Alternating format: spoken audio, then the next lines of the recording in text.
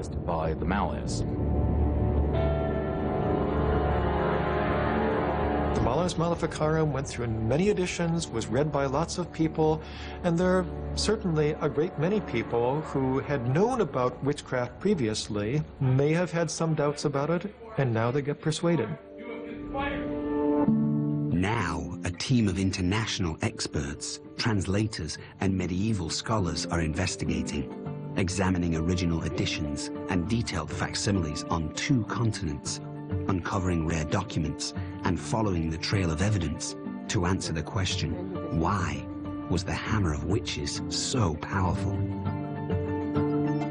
The evidence begins over 500 years ago with one of the most notorious witch hunters in history, a man some call deviant, even mad. 1485, Innsbruck, Austria. 48 women and 2 men stand accused of the practice of harmful magic, witchcraft. Their alleged crimes: cursing adulterous lovers, using spells and elixirs to cause illness or death. One woman bears the brunt of the charges. In her trial, a visiting inquisitor takes command and ignites a scandal. He asks her about sex acts performed under diabolical influence. He insists sexual promiscuity is a portal to her witchly powers.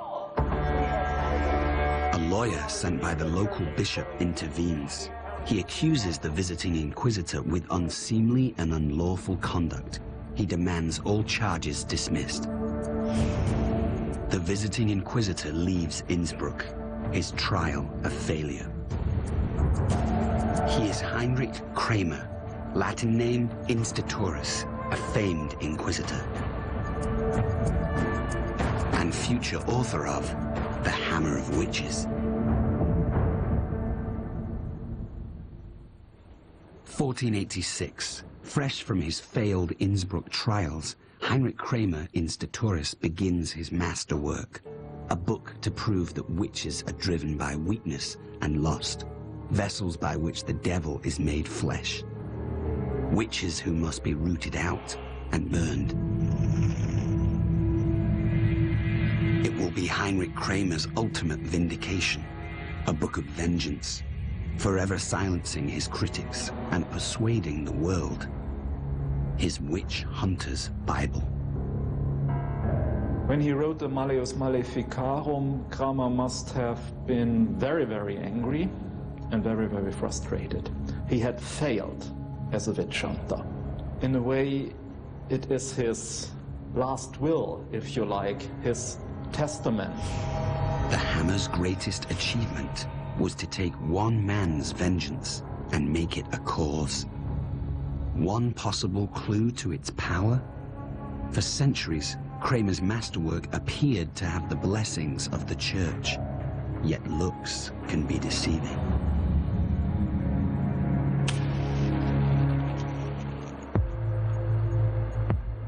November 2009, Berlin. Roughly 400 miles from where the Hammer of Witches was born, the German Historical Museum. Searching for evidence that might explain the book's unusual success, Malleus investigators Dr. Johannes Dillinger and Dr. Andre Schnitter want to examine 2 copies up close.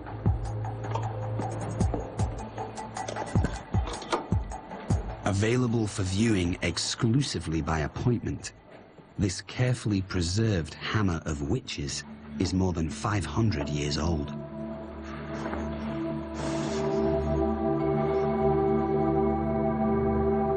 Any quest to understand the book's success must begin with a critical document contained inside it.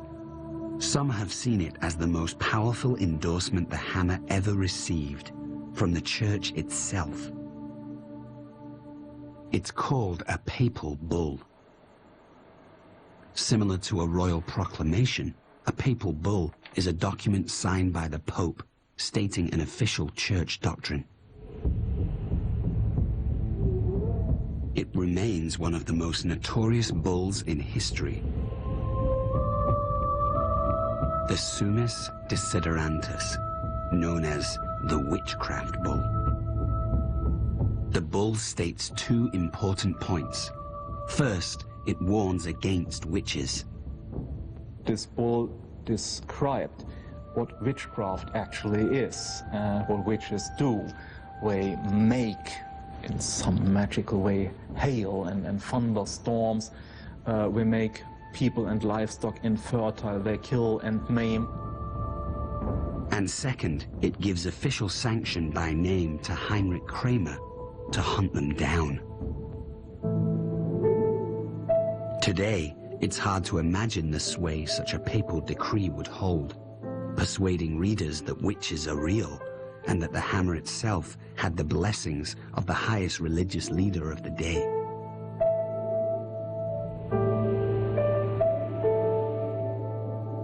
But there's a problem. As the investigators zero in, the bull is more notable for what it doesn't say. At no point does it mention anything about the hammer of witches. The papal bull is dated 3 years before the hammer was published. So why is it included in nearly all editions?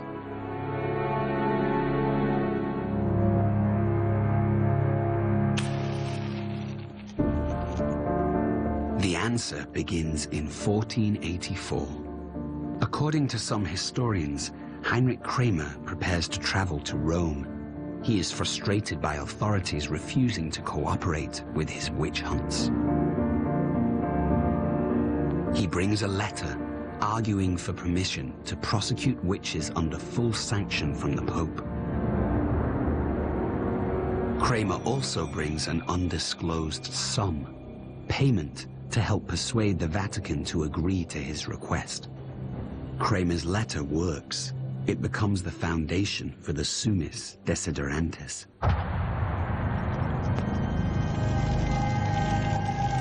The papal bull says nothing about the hammer at all. Yet Kramer knew exactly what would happen if he put it front and center. This bull came in very, very handily because it suggested that the Vatican was perfectly all right with everything the Malleus Maleficarum had to say. For the investigation team, the misleading bull reveals a striking possibility that the Malleus Maleficarum's success had nothing to do with certified papal approval, but everything to do with the master manipulator, Heinrich Kramer, a man obsessed with silencing his critics and changing forever the way the world saw witches, an evil that must be stopped.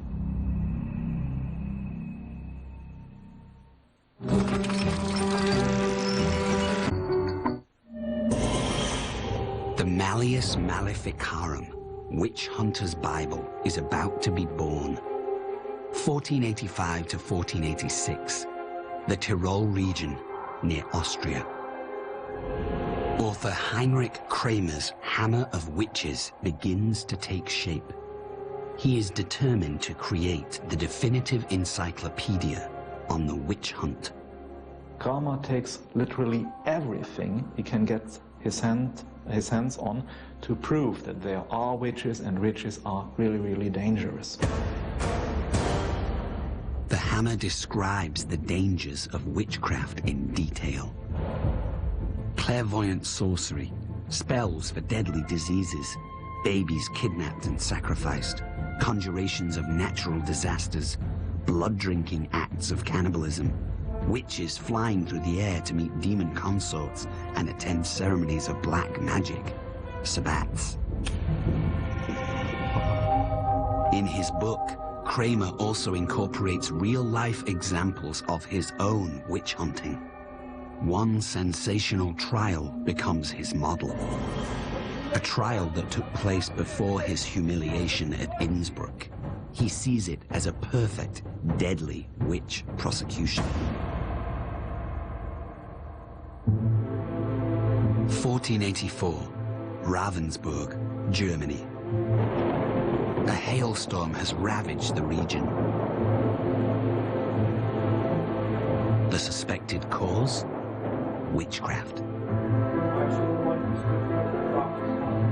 In court, 8 women face a delegation of local officials.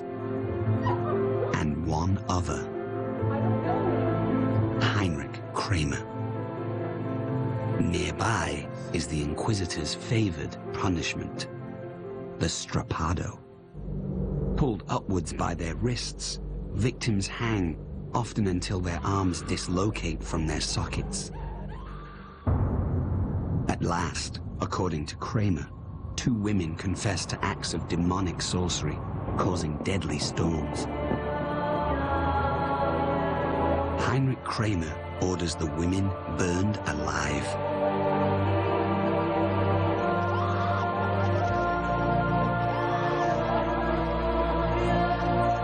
For Kramer, Ravensburg is a great success.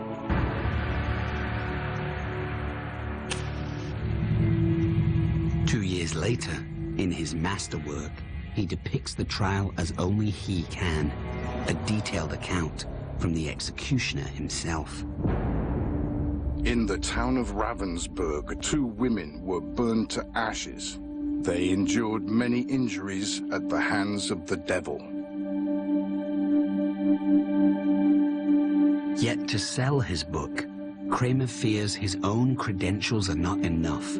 To persuade his readers, he needs an illustrious co-author. What happens next is one of the biggest controversies surrounding the Hammer of Witches. Virtually all editions of the book credit 2 men, Kramer and a professor from the prestigious University of Cologne, Jakob Sprenger. Jakob Sprenger was one of the leaders of the Dominican monks in Germany. Some experts believe Sprenger did nothing more than write the Hammer's preface. Others, that the more distinguished scholar acted as a literary advisor. And still others believe Sprenger had nothing to do with the book at all, that Kramer simply forged the illustrious Sprenger's name. The reality was that Sprenger was much better known than Kramer, and that's exactly why Kramer put his name on it. One thing nearly all scholars agree on: Heinrich Kramer was almost certainly the dominant author. The Hammer, inflamed with passion, filled with sensational language, is personal. November 2009, at his offices at the University of St. Andrews, Scotland, Malleus team investigator and historian Peter Maxwell Stewart looks to the text for signs of Kramer's overriding influence.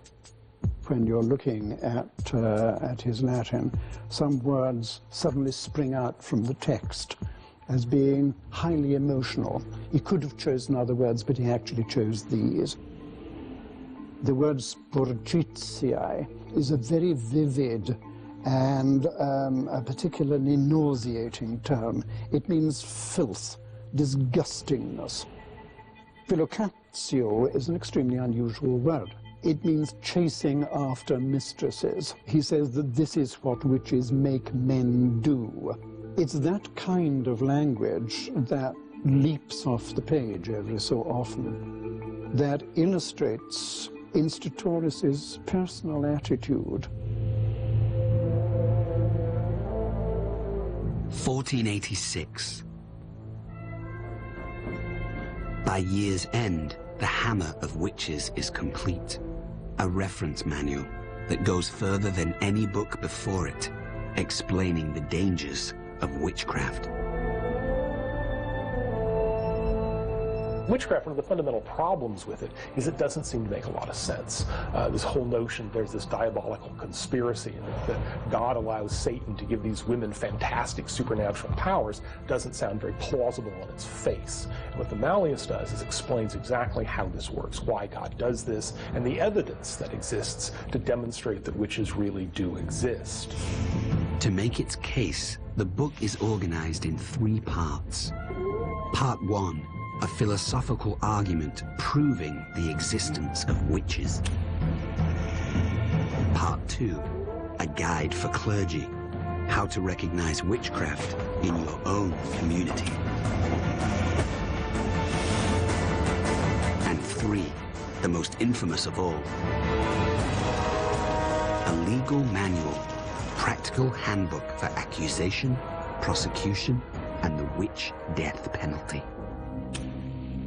His book complete, Kramer could have no way of knowing how successful his 3-part Witch Hunter's Bible would become. In time, it helped send witches to their deaths by the tens of thousands.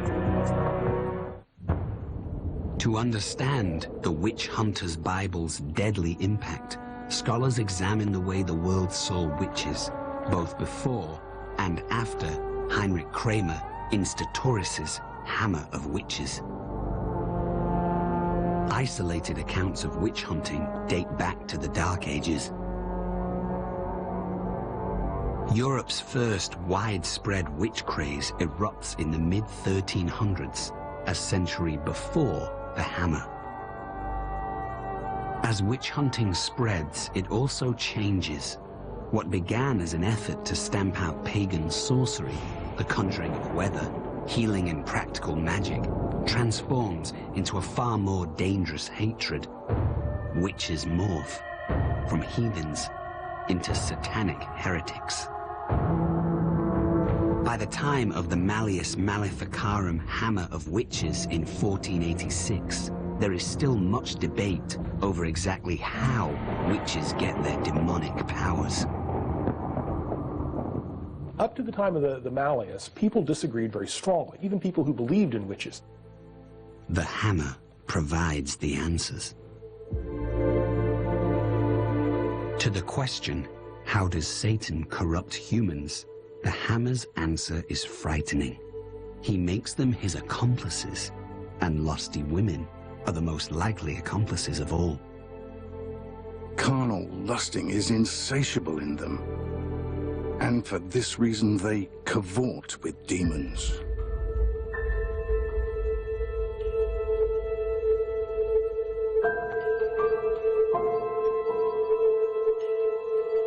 Kramer is the one who provides the most systematic proof that these accomplices are almost always women. The title of the Malleus Maleficarum identifies witches as female. Kramer himself says that he refers to female witches rather than to generic or even male witches. To the question, why are witches to be feared and exterminated, the answer is even more terrifying. Witches are a sign of the apocalypse. Before the day of judgment, they will all be equally cast down into hell. Instatoris ties this harm, this devil worship, to an apocalyptic fear of the end of days. God is so angered by the heresy of witchcraft that, first of all, he's permitting Satan to help witches do terrible things. Second of all, he's going to eventually bring the world to an end. Not eventually, he's going to do it sooner rather than later.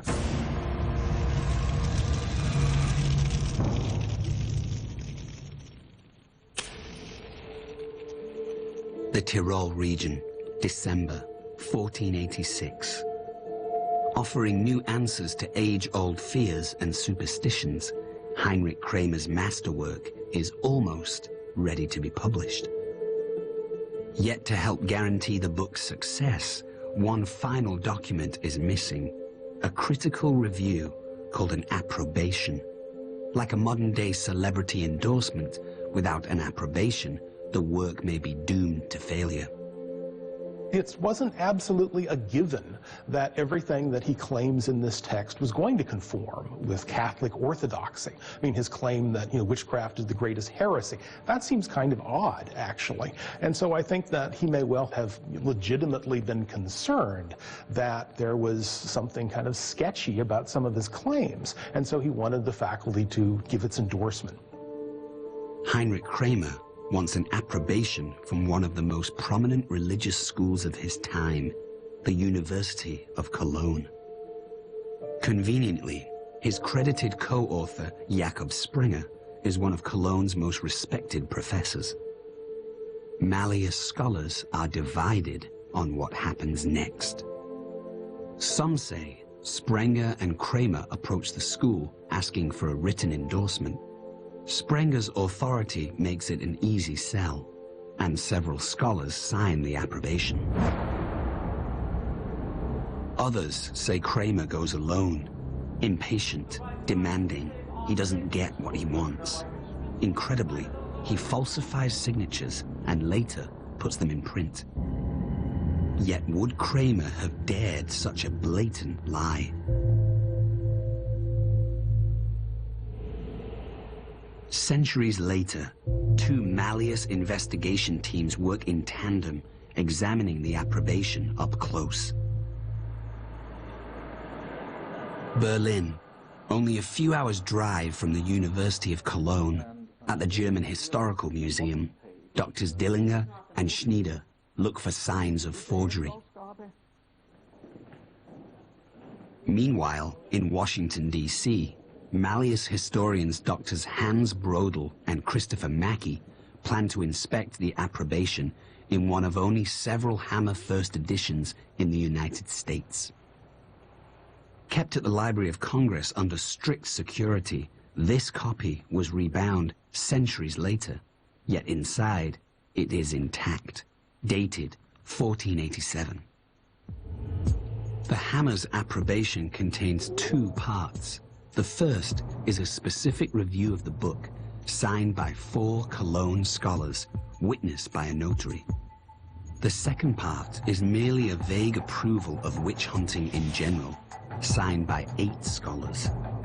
And for these signatures, the notary was absent. The notary responsible admits that he wasn't actually there to witness the signing of the second bunch of signatures, and that's a little strange. That's what a notary's supposed to do. And other evidence questions the signature's validity. At least 2 people who signed it later on claimed that they had not done so. And this would, of course, suggest that this is, in part, a forgery. Yet even if the signatures are real, they may not be what they seem. In fact, there's this one gentleman, Andreas, who even admits that he endorses the book only at first glance. He admits that he has not read the document carefully. And I think that's probably characteristic of quite a number of these guys. All told, the implication is alarming. The only religious scholar who specifies he did read the book carefully is a Cologne senior professor, and he finds it disturbing. He says this is decidedly not a book many people should read. This is a book for experts. So he does consider this book, well, let's say problematic, maybe even dangerous. The approbation is included in virtually every copy of the Malleus Maleficarum. To all who read the book, there would have been no reason to doubt such a powerful endorsement. The approbation helped make the Hammer of Witches a phenomenon.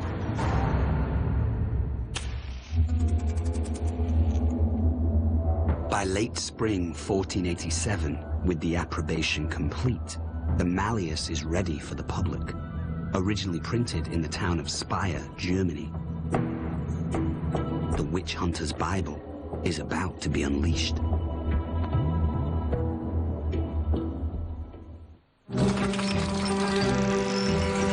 Infamous witchcraft books might have fallen into obscurity,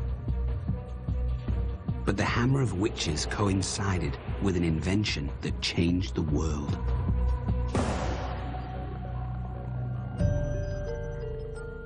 Kramer was influential in part, not only because he was systematic, but also in part because he knew how to exploit the technology of printing.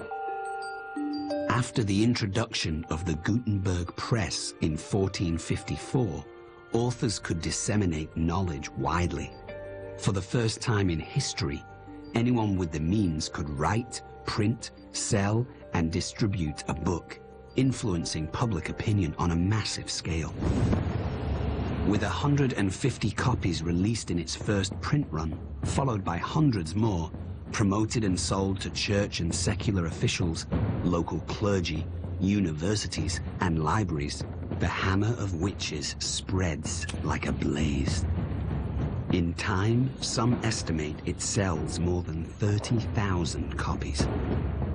The Hammer hits the public at the dawn of the 16th century, a volatile era of clashing nations and epic wars. A time when the Catholic Church faces some of its greatest internal strife, and the Protestant Reformation is brewing. Into this chaos, the book's descriptions of apocalyptic witchcraft help create a culture of fear and suspicion. He was convinced, as were a large number of people at the time, that witches were on the increase. Satan's influence was growing within Europe, and that unless one did something about it, then Europe would be overwhelmed. Practices described in the Malleus become commonplace. Posting notices on town doors, inciting villagers to name names, invasive interrogations, how to use torture, and when to institute the death penalty. Yet from its first printing, not all approve of the Hammer's ideas. Over the next decades, a few critics raise strong objections. Almost immediately, there are folks ready to stand up and say, this doesn't make any sense. But it is not enough. Violent witch hunts continue across Northern Europe, wreaking havoc in Switzerland, France, Germany, and beyond. Read widely, the Malleus helped spark a new scourge of persecution, torture, and death.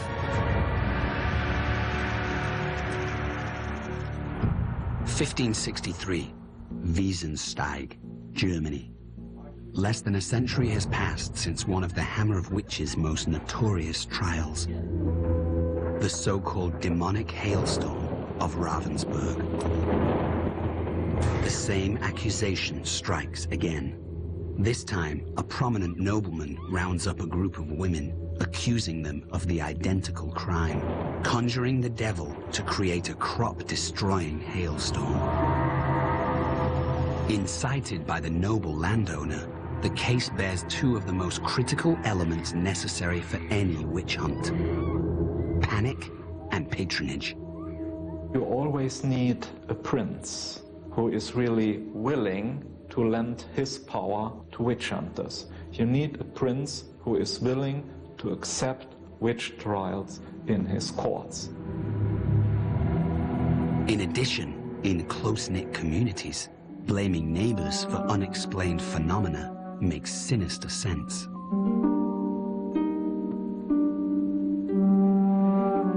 From time immemorial, people in small, claustrophobic contexts, like villages, have had trouble with each other. One thing that this has led to in many societies is, in fact, this notion that certain people have the power to harm other people.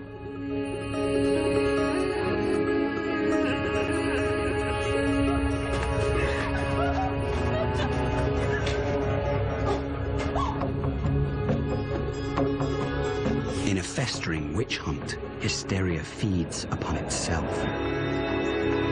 The common people are eager to come forward and identify known malefactors. She's a witch, she's a witch. People are buying into this notion of diabolic witchcraft.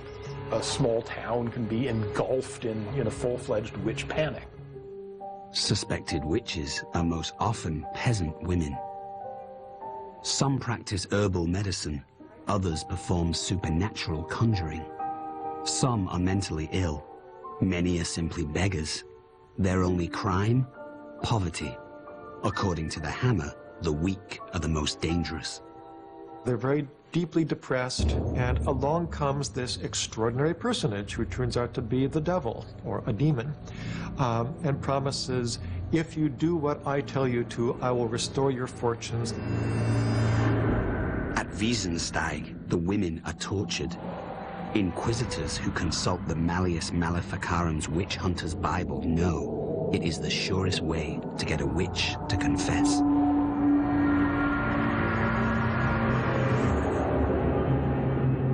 If the person does not confess the truth, a second or third day of questioning under torture. You can use torture to cause witches to name their accomplices. We know they have accomplices because they're part of this huge conspiracy. Among the worst devices, a head-boring iron helmet called the Skull Crusher, the Strappado, and a hand-smashing vice grip known as thumb screws. The Wiesensteig trials last for months. In total, more than 60 women confess and burn at the stake. And they are not alone. Some believe the Malleus Maleficarum inspires some of the worst acts of hatred against women in history. But could such hatred, or something else beneath it, offer a clue to the book's powerful allure?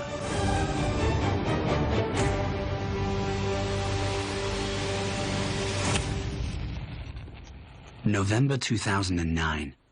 Across the English Channel, Malleus investigator Peter Maxwell Stewart believes hatred is not the author's true motivation. He looks to something more significant. The Malleus's lurid sexuality. In the Hammer, women's sexuality runs rampant. Women do more than seduce and fornicate with demons. Throughout the book, female lust is a portal to Satan. Sorceresses lying on their backs, naked above the navel, their limbs in arrangement suitable for that filthy act. They're also much more emotional than men, which springs in part from their sexuality. They can't control themselves, and a man is inadequate to the task.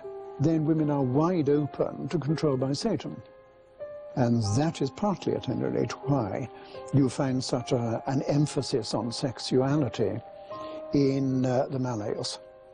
The book's indictment of female sexuality helps justify new rounds of persecution. Instator specifically says in the Malleus that we're living in an age of women, where women are running the show, where women's lusts and carnality are spreading horrible perversion everywhere. And I think that Instator finds this domination of women to be a terrifying prospect and something that absolutely has to get stopped.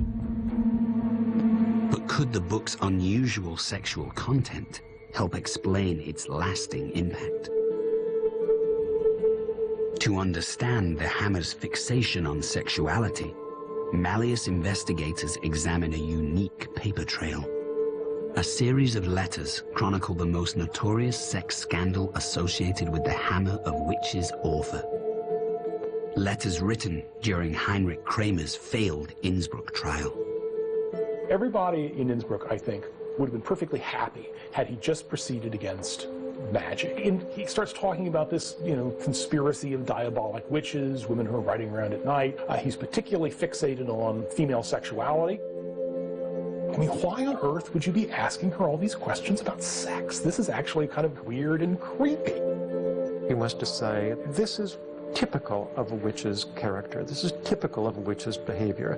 To the extent that when we're trying a witch, we want to find out about that woman's background, because if she has a history of sexual irregularity, that buttresses the accusation of witchcraft.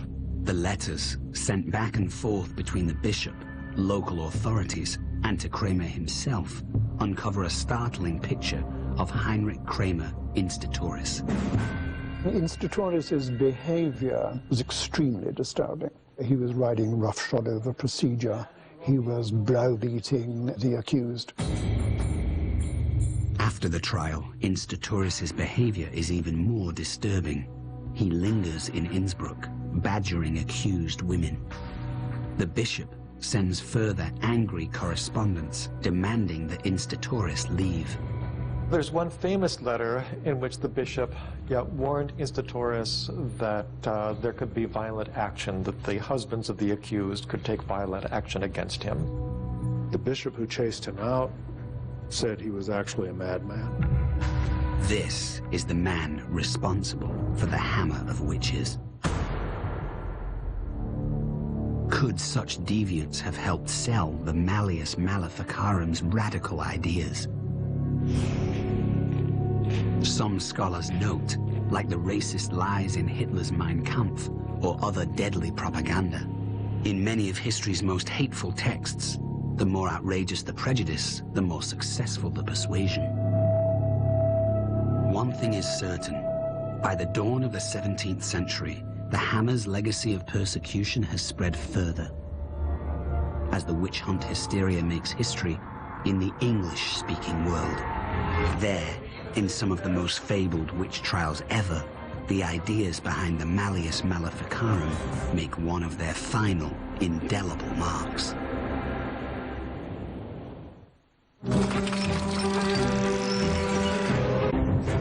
1692. The witch hunter's Bible's most dangerous idea helps turn a colony into a mob. Two communities make up the region of Salem, Massachusetts. Rumors of violent acts of witchcraft against children begin to circulate, and accusations turn ugly. If your goats have been dying, your kids have gotten sick, if you can associate these harms with threats from unpleasant people, you've got a case of witchcraft. Some prominent citizens dare the unspeakable. They express doubt.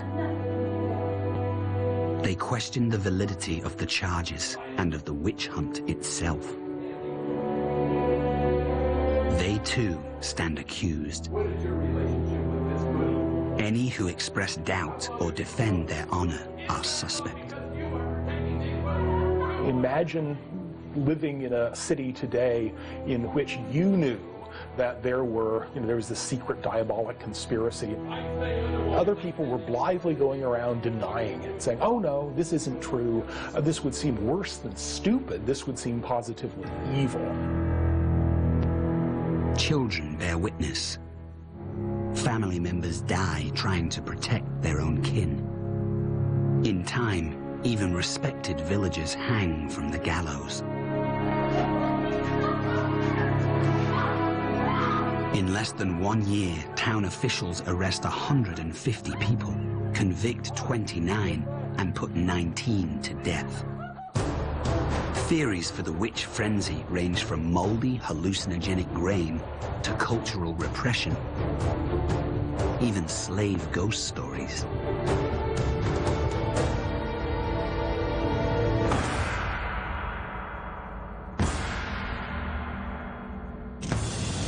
But no matter what the cause, any examination of Salem's horror leads to the single most damning legacy of the Malleus Maleficarum. A simple idea hammered home in the book. That disbelief itself equals heresy. Put another way, questioning the very existence of witches makes the skeptic an accessory to the crime. Any text that begins with the bald statement that not to believe in witches is the worst of heresies, I mean, that's an extremely provocative statement.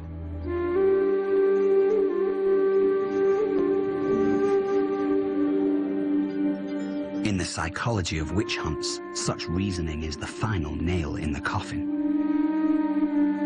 So under these circumstances, when you have people compelled in the courtroom to name their accomplices, even those who don't have this history of practicing sorcery, even in some cases very respectable townswomen and villagers, can be fingered as having been there at the assembly, having sworn allegiance to Satan. That's something new and importantly new.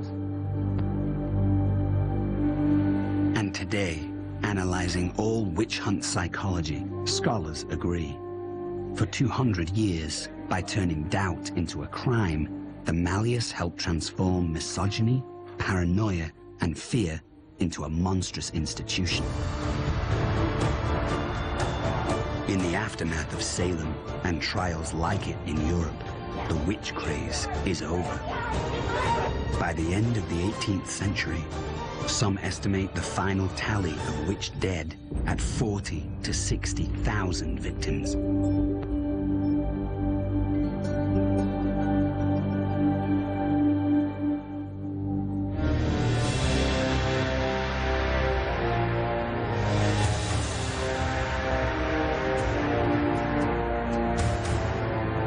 In the dark history of witchcraft, one unforgettable figure blazes through. Heinrich Kramer, Institoris. Haunted by scandal, he devoted himself to a book of vengeance. A witch hunter's Bible obsessed with a single biblical warning. Thou shalt not suffer a witch to live.